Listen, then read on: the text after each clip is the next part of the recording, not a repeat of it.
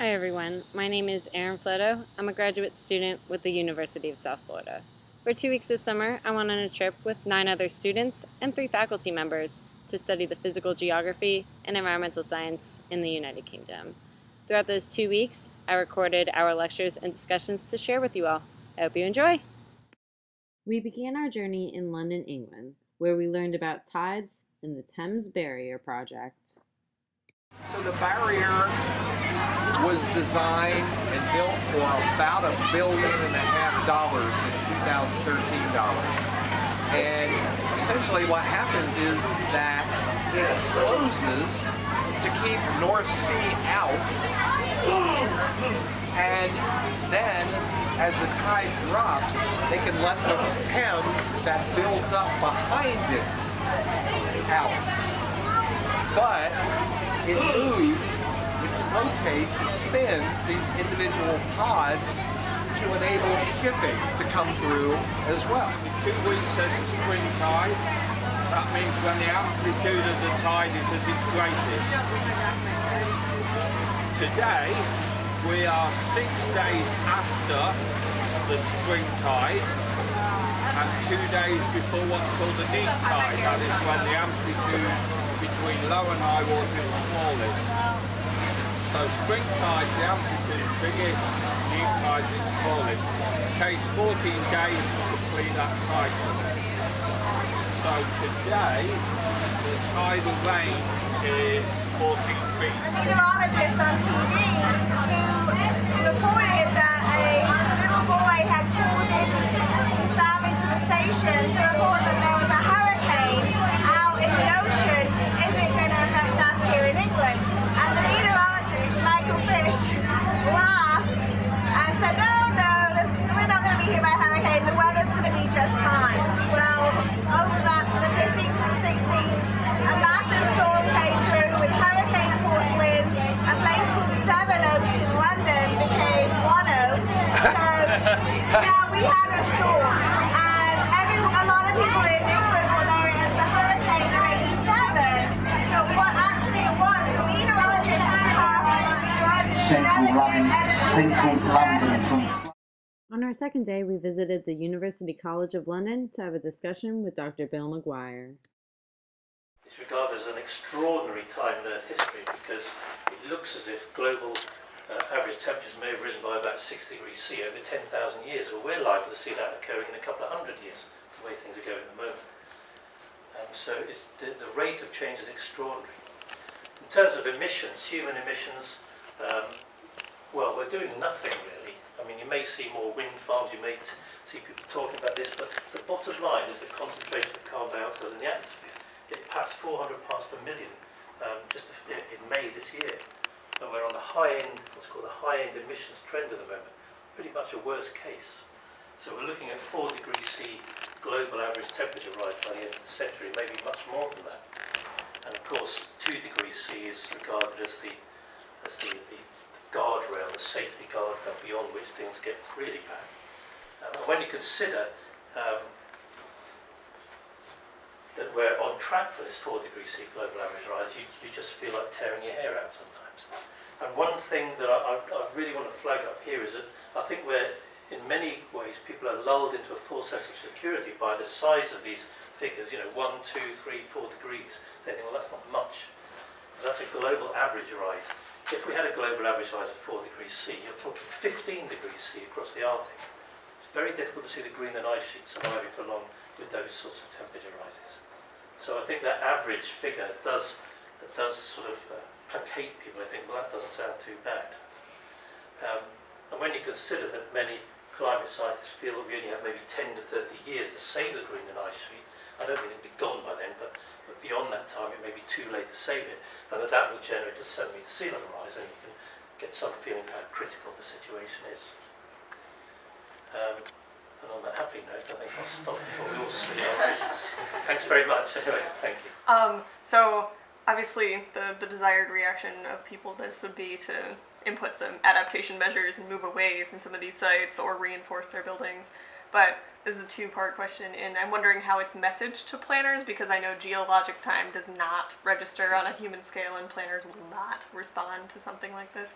And as an alternative, if they're not planning in some sort of adaptation mechanism, has anyone thrown out a medication technique for pressure loading? Because I'm sure someone will try to change pressure loads back if they're having that much of a response. Well, I don't think we should be concerned with trying to address these possible earthquakes, possible volcanic eruptions. We need to tackle climate change. That's the critical thing.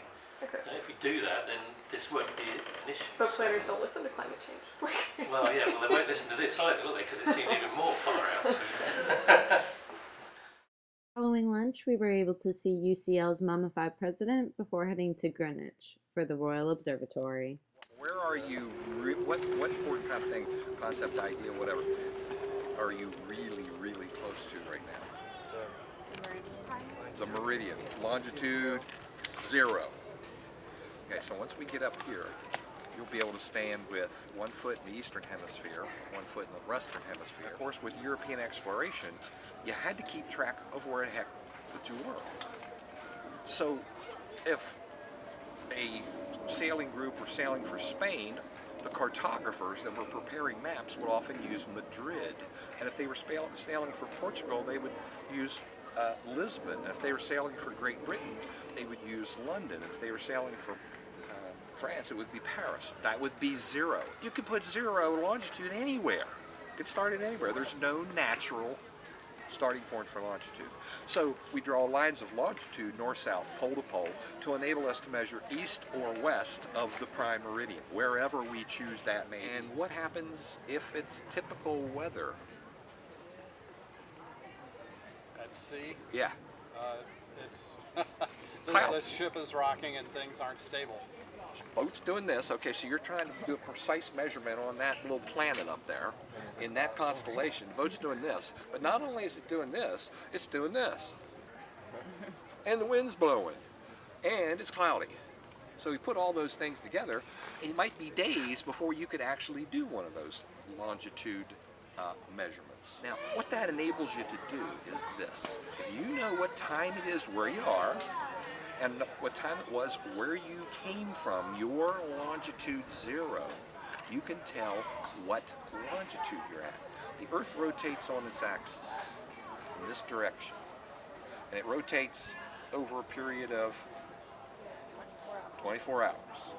It rotates 1/24th of the way in 1 hour. That's our time zones. Our time zones are 15 degrees of longitude wide. So, if we have a clock that says that it's noon in Greenwich, and it's 9 a.m. where we are, noon in Greenwich, 9 a.m. where we are, that's 3 hours. How many degrees?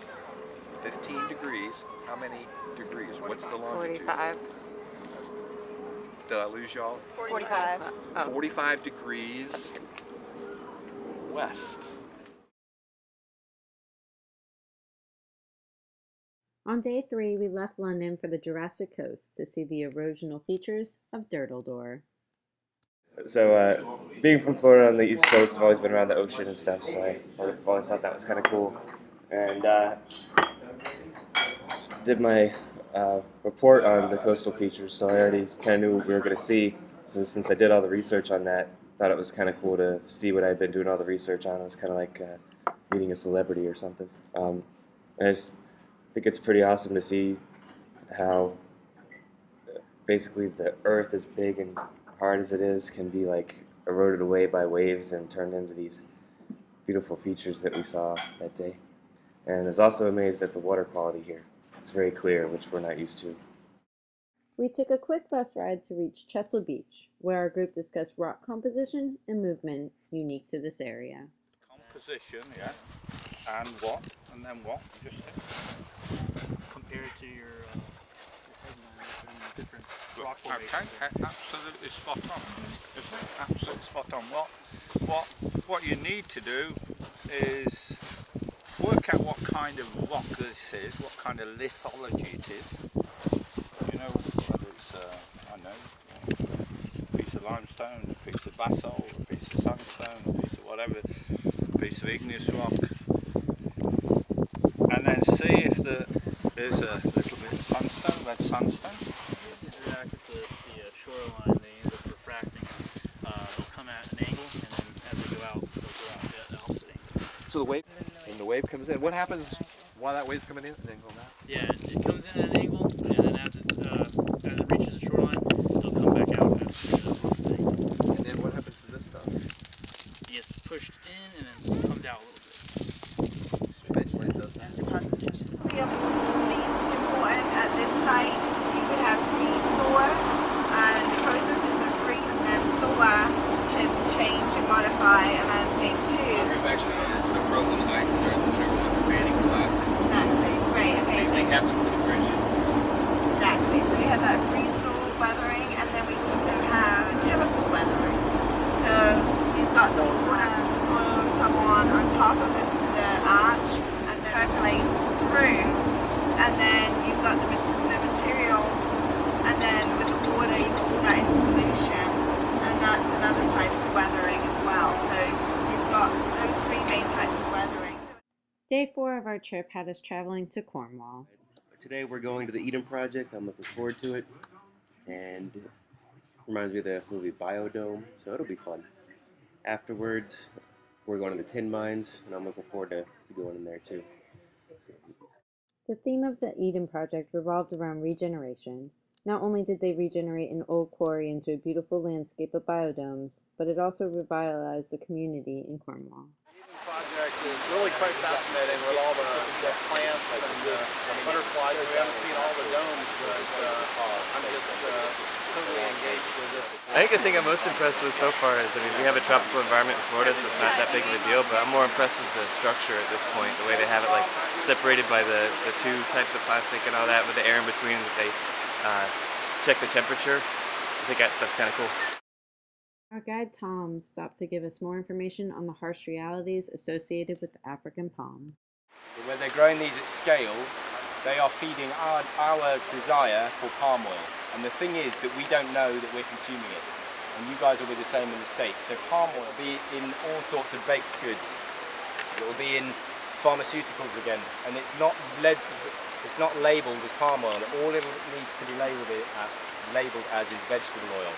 So we see vegetable oil and we don't question the source of that oil. And that comes back. And if we trace that back, we are directly contributing towards global deforestation without actually knowing about it. And that's something that us consumers and as businesses that are selling and buying these products, it's a really important thing to be aware of and start questioning and making those decisions of whether we want to be actually doing that and contributing towards that. So a huge problem at the moment, palm oil. Difficulties is that it is a very, very good product. It does what it does. It's very cheap. It's a very good product, and so to find alternatives is a difficult thing. So one example of what we did at Eden, has anyone heard of the Cornish pasty? Animal fat that makes the pastry. But for several years we were selling pasties, but the pastry was made with palm oil. And so we, as a business, you'd come round and we'd tell you how bad palm oil is, and then you go and buy a pasty that we were selling to you that had it in. And so we had to go through a real process of working out how we could work with our supplier to recreate or reuse a different kind of fat to make that pastry, and it's butter basically. Difficult because animal fats, the health issues of that, but the pasty is not something you're not going to eat 6 or 7 of these a day. I mean, it's a one-off thing. So it's really, for us, it was a real business risk, and so we had to address that really quickly, and that allowed us in the shop and all of our food products now, we don't use palm oil anywhere, so we eradicated from every single part of our supply chain. But we could have, without asking the question, just carried on, and we didn't really realise, we didn't question. And you can imagine, we claim to be experts in the field, but then we're still making these mistakes. And that's one thing I think, I want to leave you with to a certain extent, is we are a project, we're not a finished article. We're on a journey about how to make a better organisation, how to message in different ways. So we'll never be Eden, we'll always be the Eden Project, because we're all... Although we were having a great time and could have stayed all day, we had a quick lunch, packed up our gift shop bags, and bussed our way over to the Poldark Tin Mine. At the mine, our guide Will led us through a damp mine to see the tin deposits. He described the dangerous life of a miner during the 1700s while the mine was active. The lifespan was a shocking 34 years of age. The following day, we left Cornwall and visited several sites on a windy day in Dartmoor National Park.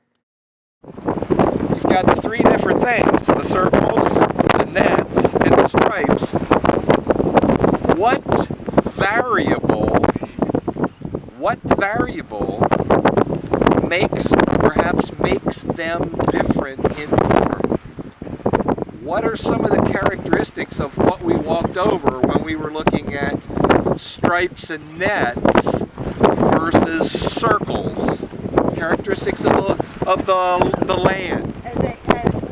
The gradient. Did y'all hear that? Yeah. What is different about the gradient here versus where we were? Steeper. It's steeper there. Yeah, more flat.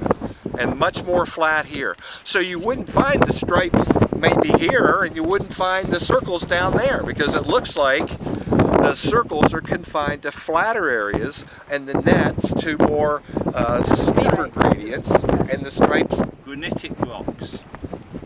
Yeah, then the exact opposite. They're an acidic igneous rock. So they're an igneous rock, they're plutonic, that is, they're pushed into the existing crust. They're protected from heat loss by the overlying rocks, so they cool slowly, so their crystal size is large. And there's thousands of feet of rock on top of them. Yeah, going right up to the rocks you saw at Durdle Door, the Cretaceous and Jurassic strata up there somewhere, and that's all gone. And so this is a piece of Dartmoor granite that I've probably illegally knocked off in the national park, but yeah, and this is not a good sample because it's still quite weathered. But if you want to pass that around, in these granites there were four minerals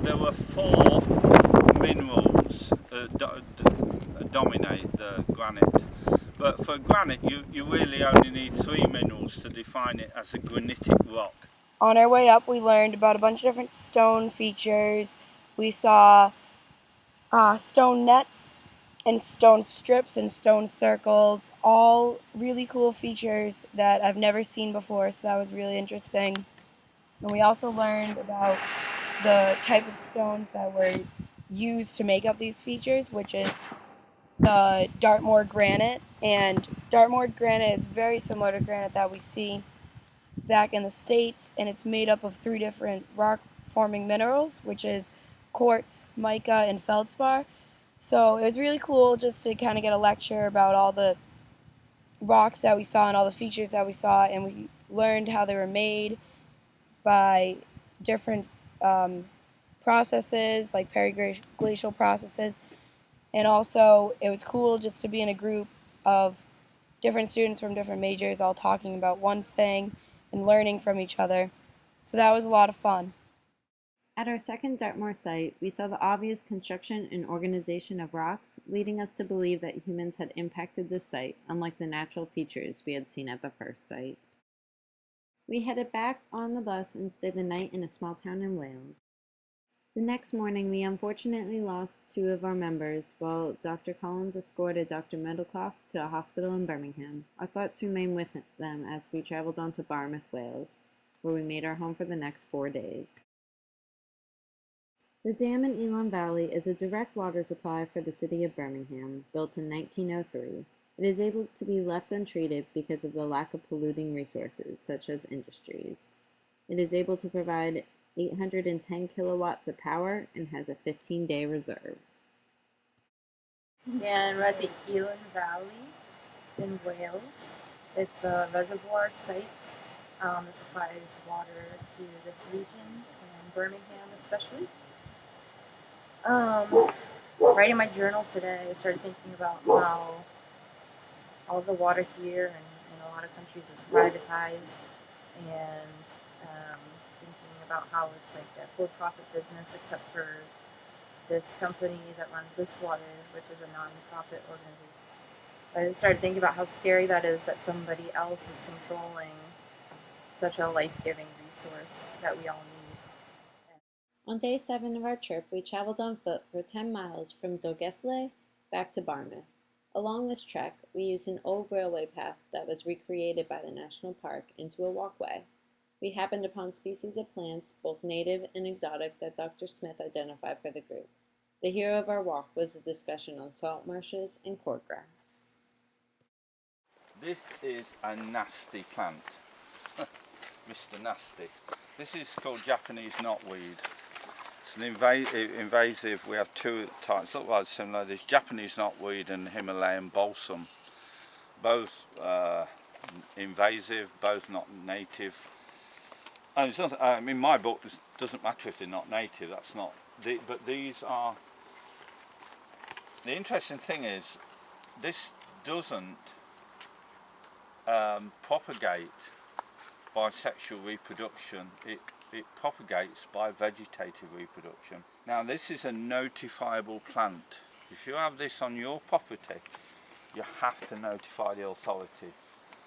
It has to be. It cannot be composted. It has to go to special landfill, special disposal, because you can't kill it. It will come back. And Brittany said something about some kind of plant she'd seen in Maine, and it was something cord. Cordgrass. Cordgrass. Salt marsh. And this is a kind of cordgrass. Now on the eastern seaboard of the US in New England, the most common cordgrass is the species name, if I remember correctly, is Spartina alterniflora. Yes. Is Now that that you correct? say that, I recognize it. This is a hybrid. And it's a hybrid of those two plants. So we have one plant in the eastern seaboard of the US, and we have one plant in the UK, Spartina townsendii, and we have a third one, which is this one. This one's called Spartina anglica. Later that day, we hiked up to the Panorama Viewpoint in Barmouth, where we were able to see the extensive network of salt marshes and open up a discussion on the rights that exist within nature and the problems associated with development in areas like Barmouth, where nature, character, and beautiful views play a large role in their success. Walking the 10 miles through Dolgellau Park, I'm sure I pronounced that wrong, it's Welsh, we were really able to see a great mosaic of salt marsh and woodlands and the transition zone that happens between those, as well as off in the distance the mountains that have gold mines in them, and then the bridge, which is a community initiative to connect the city to the national park. And what was interesting about this is we didn't just go through and say, hey, these are some of the invasive species, these are some of the native species, which we did get to do. And it's great to be able to identify those and see how they manage for some of the invasives and how they prevent some of the transition from happening from marsh to woodland as needed as sort of a mitigation practice for when there are intense rains or when the tide is different. The tide does vary here very much. So what was great was at the end we ended up climbing one of the mountains across where we had a totally different perspective of the marshes that we walked through. The 1995 Act for the National Park gave us two statutory purposes. These are two things that we have to do legally. One is conserving and enhancing the natural beauty, wildlife and cultural heritage of the area. The other, promoting opportunities for understanding and enjoyment. So that's what we're about as an organisation. That's what most of the people are involved in some way or another. That's what we do. And as I say, all national parks in England and Wales have these two purposes. One's for, as it says here, for special scientific interest. So they're very, very closely monitored and looked after. They try not to get people to trample across them, because there are things in there that you've got rare species. They could be either plants, animals, reptiles, birds. So they're very heavily protected. We've got 107 of those within the national park. No national nature reserves then, quite interesting, but not as important as the triple SIs. These are slightly lower designation. People can go in there, they can enjoy, and quite a few of the sites will have footpaths and will have signs for people to learn about the wildlife that live in those nature reserves. And then we have one World UNESCO, which is obviously, you know, United Nations organisation. We've got one biosphere and one World Heritage site. We left the Visitor Center presentation much more informed about the national park system in the UK. We then took the train 13.5 miles to the slate mines, with metamorphic slate formed 450 million years ago. The mine was active in the 1820s and just as dangerous for miners, with the life expectancy only 40 years old. Finally, on day 9, we had our biggest challenge yet, as we spent hours climbing Snowdon, the tallest mountain in England and Wales, standing at 1,084 meters. We first took some time to learn about glacial features. So what kind of things might you expect to find in a glaciated landscape? So we've got deposits. What else might be a glacial feature? Would a cirque be one? A cirque, it's an erosional feature, so it's not a depositional feature, it's an erosional feature, is it?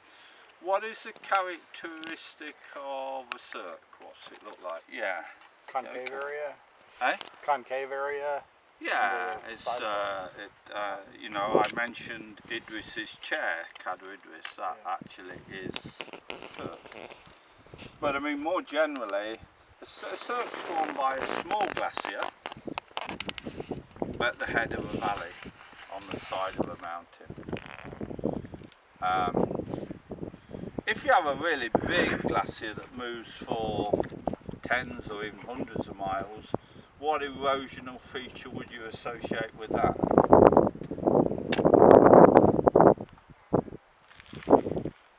Do you think?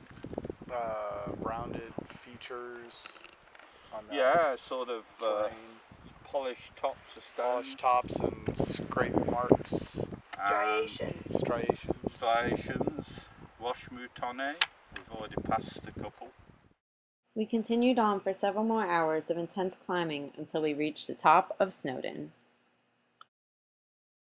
On day 10, we said goodbye to Barmouth as we ventured to Lancaster, where we visited Leighton Moss Reserve. The Royal Society for the Protection of Birds manages the reserve. Our RSPB tour guides led us through several hides where they introduced us to their organization, initiatives, and challenges they have faced. The grazing animals, the large herbivores, just went out of control and started to wreck the habitats in general, and that's why in recent times things like wolves have started to be reintroduced to places like this to try and get a natural balance to things. But we don't have that kind of luxury in this country of being able to reintroduce these kind of top predators. Unfortunately, you're quite fortunate in that fact that you do have still these wide open spaces and you can bring these animals back. There's no way that we could reintroduce stuff like that in this country. For our last academic day, Dr. Patrick and Mr. Balderstone escorted us through a variety of sites. We began at Ingleton Quarry, learning the mining process, visited Yorkshire Dales National Park, discussing unconformities, saw fracturing at Great Duke Cave, and learned about the impressive joints at the limestone pavements. You know that your quarrying permit only lasts until 2020? What are you going to do after that? 2018. Well, we've done some exploratory drilling, and we will be seeking further extension to planning. Quite confident of getting it off, but you know we are in a national park here as well, so that makes things a little bit more difficult. This is why we've got plant all these trees around, we put all these screening buds to so we can't really see. Mine's like completely spent. Is there like a plan to? Yeah, well, what'll happen? It'll just fill up with water. Okay. And then over there, the lowest part over there is that you can probably end up just weiring over there. There's a river. Just see that those line of trees. Yeah. At the bottom, there's a river there, and it'll just go into there. Fill this up. Okay. Yeah. So varying estimates how long it'll take to fill up with water. It means that in a set of rocks that have develop from these sediments. You go from the oldest at the bottom to the youngest up at the top. Now, what we've got here is a change from that situation in that we've got old rocks, the same ones that we saw in the quarry, which are called the Ingletonian, and they are laid down in the deep ocean. Do you know what turbidity currents are? In the deep ocean, sort of 20,000 feet down, there are currents charged with sediment that come off the continental slope. The continental slope becomes unstable, a bit of it collapses. That material that's been released then is mixed up with the water column and it flows down slope as a very dense flow. And these are turbidity currents. And when you see them in the geological record, that is telling you that you're dealing with very deep water deposits. So the rocks in the quarry are these turbidity current deposits. They're called greywackeys for old reasons. We've drifted north. We've come north from just south of the equator at the time these limestones were deposited to where we are now. Now the rocks down at the bottom here are the Ingletonian. The rocks above are the Carboniferous. This is the Carboniferous limestone, and the surface which is separating them is called the unconformity. It's an unconformity because it's a break in the conformable relationship of these layers. While visiting Great Duke Cave, there were many clues that led us into a discussion on fracturing in rocks. And following our climb back out of the cave, we found a large area of dissected limestone pavements. We were reintroduced to acid rain and its weathering effects on limestone, causing widening and joints to form, where vegetation surprisingly flourishes. We drove back to London the next morning and spent one final night at dinner reminiscing and enjoying each other's company before departing the beautiful United Kingdom that we had all come to love. So, the studying abroad trip is over, and I can honestly say this is probably one of the best times I've ever had. I've met great people. I am really going to miss them. The locals were great. I had a lot of fun. And if you have a chance to do this, whatever you can do to do it, make it happen.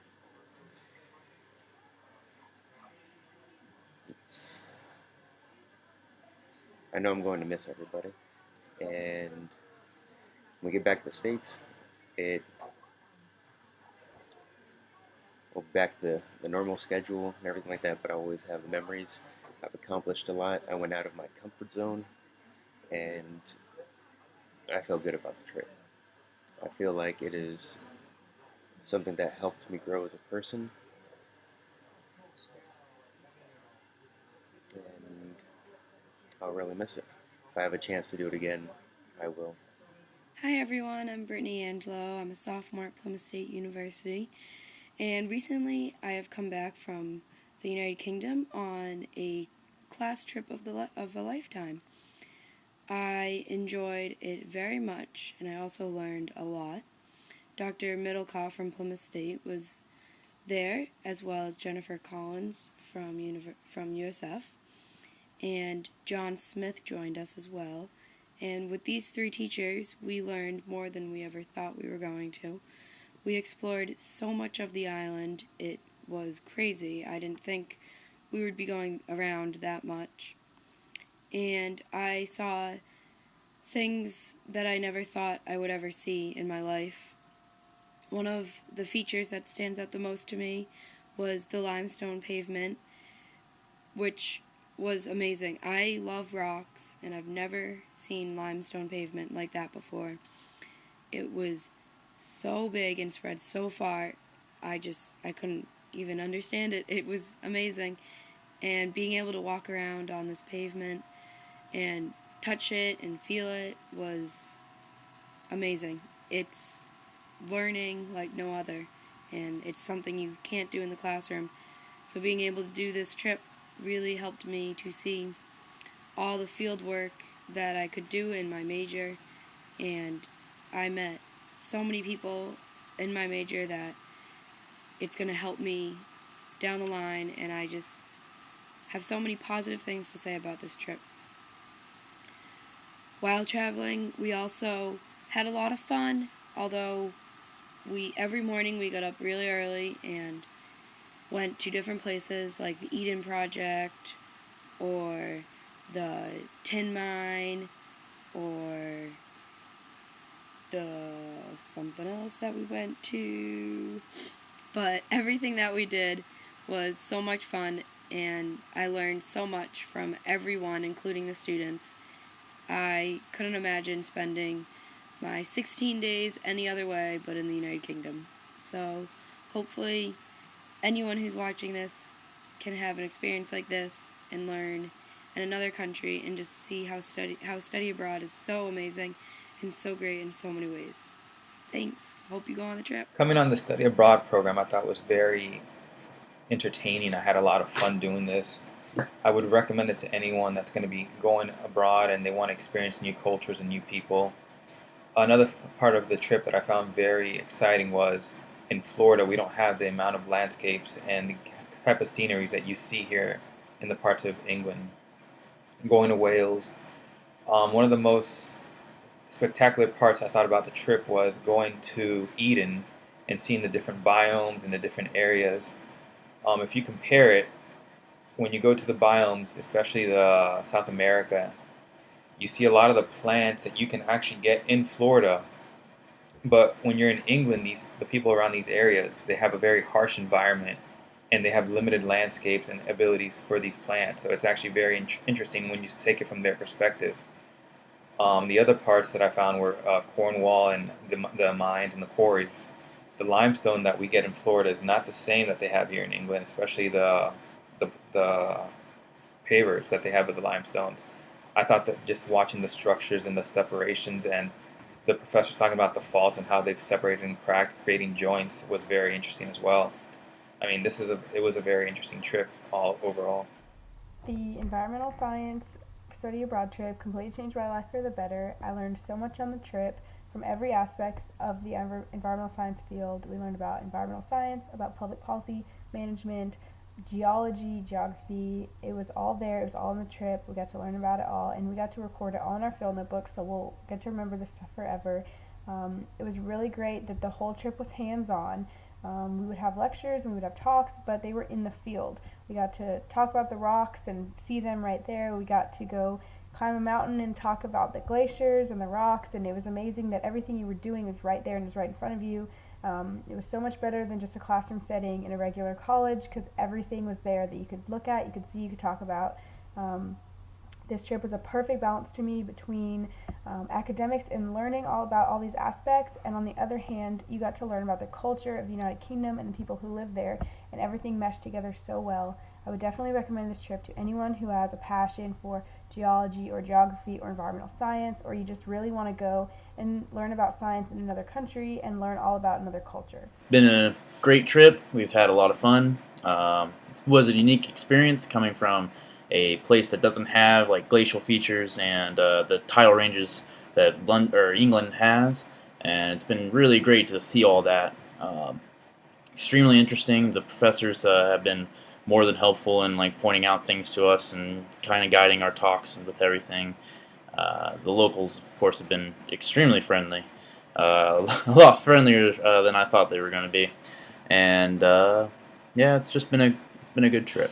Spent about 2 weeks in the United Kingdom, going through Wales and England to a variety of different landscapes, and I can say that we have certainly covered a lot of different topics that I actually didn't think would be included in this course. As a geography course, the professors actually went above and beyond the original curriculum to add in things on management and on different botany of different areas.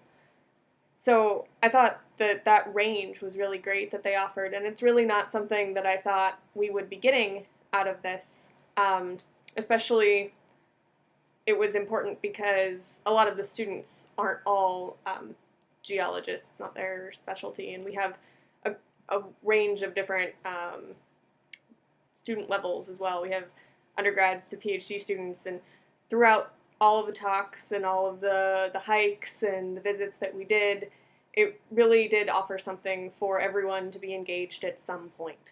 So I thought that was fantastic, and our group has really bonded and been able to go through not just a series of lectures, but a whole cultural experience where we learned more about not only the United Kingdom, but more about ourselves and just how we interact and how interested we are in new culture. I think it was all really great group building and also just personal building experience, because we can now say that we've climbed Mount Snowdon, which is not something that everybody can say.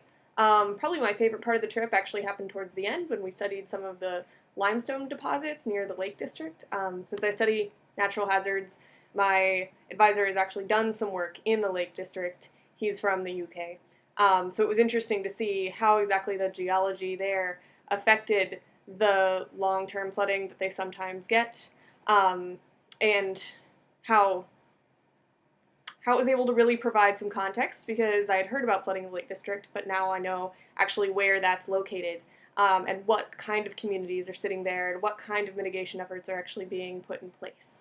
And it's great because that even links back to our first day when we were on the Thames River and got to see their storm surge management protocols and structures. And this really, when you take a look in retrospect, all comes together.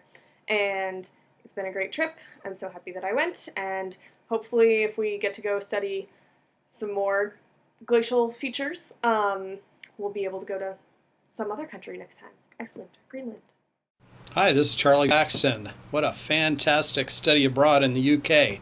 The cruise on the River Thames, the University College of London with Bill McGuire, such an interesting talk about what could happen in the future. Royal Observatory in Greenwich with the Zero Meridian. Always wanted to be there. The Jurassic Coast with those phenomenal beaches. Absolutely beautiful with the Sea Arch and the White Cliffs. Who can forget the White Hart Hotel and the Stag Inn? I can't. The Amazing Eden Project, reclaiming a treasure out of an old mine. The Dartmoor geologic formations up there on those cool hills, seeing how the rocks take natural formations. Barmouth and the Minnie-Moore Hotel. The Eland Valley. Snowdonia National Park and all the treasures within that park, and hiking up Snowdon Mountain. What a great day, and we couldn't have asked for better weather. I mean, it was absolutely fantastic. I really liked that tiny railway train, the Festiniog, and the tracks are about a foot apart for the train. It was quite interesting. The slate mine, or quarry as it's called, that was fantastic. Seeing all the slate around, learning more about where slate comes from, and walking up to that cool cave with the air conditioning coming right out of it. Fantastic. And then Lancaster in the Lake District, and going to Leighton Moss Reserve and seeing how they try to keep or preserve what they have there in the reserve. It was great. What a fantastic trip to the UK. Study abroad. I enjoyed it. Every minute of it. A terrific learning experience. Hi, my name is Chelsea, and I'm a Master's Urban Regional Planning student at USF, and I'm doing my testimonial for our UK study abroad trip this summer. First of all, I just wanted to say thank you to all the professors who helped put it together, especially the ones who didn't get paid. I thought that was very generous of them. I think my favorite part was probably going to Durdle Door, where we got to hike down onto the beach and see the awesome landforms that we saw there. I really made some great connections on this trip, and I couldn't have asked for a better group of students to go travel all around England and Wales with for 2 weeks. Any other kind of mix, it could have gone pretty bad. We could have gotten annoyed with each other, could have had some conflicts, but everybody got along really well, and I'm going to have friends for the rest of my life because of this trip. So I'm really glad that I went, and thank you. So here we are at the end of the trip. So we've all been asked to do a little testimonial about how we think it went. And I gotta say, I had certain expectations about how it was going to be, what I was going to see, and what I was going to experience. And I was really blown away, like on every front. First of all, just the landscape itself, like the mountains and the just huge valleys and the rock formations, things like that that we learned about were visually amazing, first of all, and then being able to learn about how they got there and what they have become and what they will become, things like that is pretty amazing. The amount of information we received on them. I was also kind of culturally amazed. I had certain expectations of how people would be here, and I was pleasantly surprised about that. I mean, I knew everybody was going to be hospitable and stuff like that, but I had no idea how genuinely loving people are here, which is how I wish it was and how I think it should be in the U.S., but unfortunately it's not usually, but it seems that over here that pretty much is the norm. So that was awesome. And then just our group as a whole surprised me too. Like, I can't believe that a group of people that didn't know each other at all a couple weeks ago, just total strangers, came together and were able to enjoy each other's company as much as we have. And I think it goes for the group as a whole. Overall, it's been amazing to see how people can be to each other. Before leaving the States and even on the plane over, I kept seeing things that were making me really lose my faith in humanity quite a bit. And after meeting the people that I've met here in the UK and the bonds that I've built with the students, it's kind of given me a new breath of hope to take back with me to the US. And I think that is probably the best thing that I've taken away from this trip. So I just spent the most incredible 2 weeks in the United Kingdom. With the 9 other students that went, we meshed so well together, and it made the trip that much more special because we all got along so well and were able to learn from each other and experience the culture and everything together. Being able to be so hands-on with the physical geography that we were learning, especially from Dr. Collins, Dr. Middlecoff, and Dr. Smith, who were all so knowledgeable on it, being able to be so hands-on while learning it made the experience that much more incredible. You can't do those types of things in a classroom. Not only that, you can't experience the culture in a classroom. In the United Kingdom, it's so different, and being able to experience that with the 9 other students, it was wonderful to learn all of these things with, you know, a group of people that you became friends with so fast. And I never believed Erica when she said that we would learn and be friends so quickly. And being able to study by day, being so hands-on, and then getting to experience that culture at night brought such a wonderful balance to the trip. Not only that, we were so accepted by the locals. It was really wonderful, especially in Barmouth because we were there for so long. It's really wonderful being able to learn things from them and for us to teach things to them about the American culture. So it was a nice trade-off, and I honestly wouldn't change it for anything. I highly recommend going on a trip. If you want to experience culture in another country and still be able to learn such incredible things, go on this trip.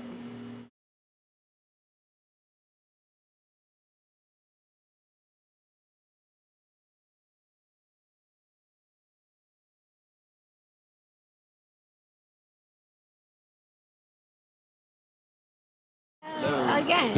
Hi, Erin here, and Aaron here. We're both Aarons. We're both doing the air pollution video. And we both found ourselves on the same flight from Tampa. From Tampa. Where we are from. Alright, so it's Friday, 19th. We arrived Tuesday morning. I still don't have luggage. Flying Delta, so always do a carry-on. Bought a bunch of clothes. and I'm staying positive for a minute. Okay. I think one of my favorite things was yesterday, which was that day 3 at the Dirtle Door, because being from Florida, I'm used to being on the coast, and okay, what did I say? Every time I hear Dirtle Door, I think Dumbledore. Oh man, I'm screwing this up somehow.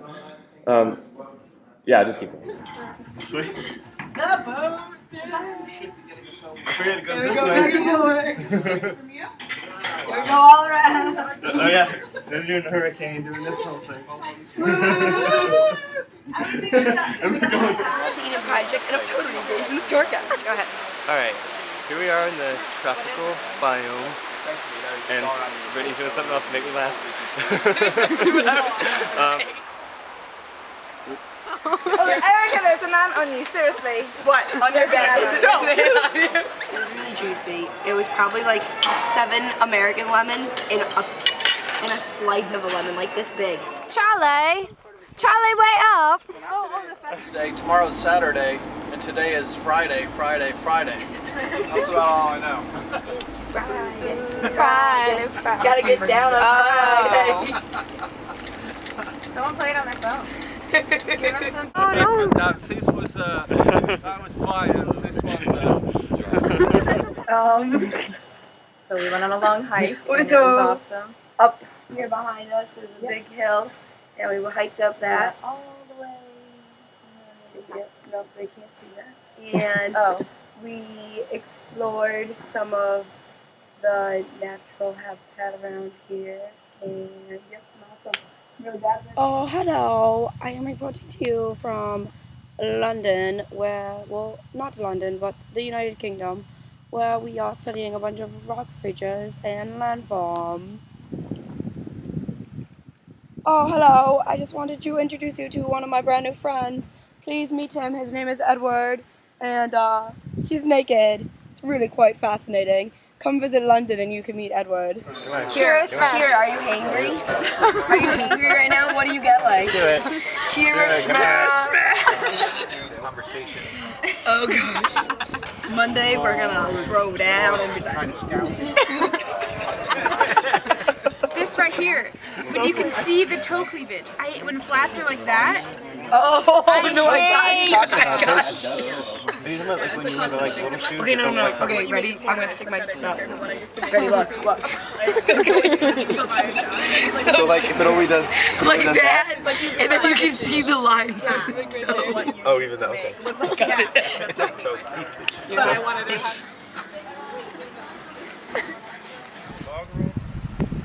Oh my god, he did it! Woo! Yeah! Look at woo-hoo-hoo! Oh, look at that full moon, baby. Brings out the best in all of us. What do you have to say? Are you gonna get a running start to this? Yeah, I don't need a running start. I can't.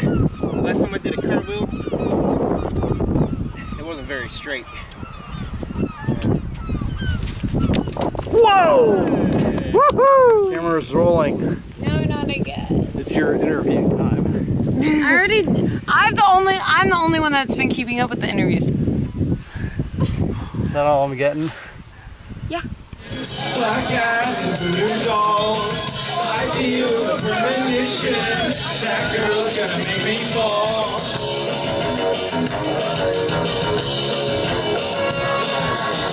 She's there to the sensation.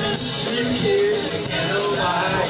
She's got a new addiction for every day and night. She'll make you take your clothes off and dance in the rain. She'll make you live a crazy life and take away the pain. Like a bullet through the rain, outside, inside out. You're living la vida loca. Fun fact number 1. I have the same birthday as Edgar Allan Poe. And I love popcorn, burnt popcorn though. And your horse's name? My horse's name. Happy kitty, sleepy kitty,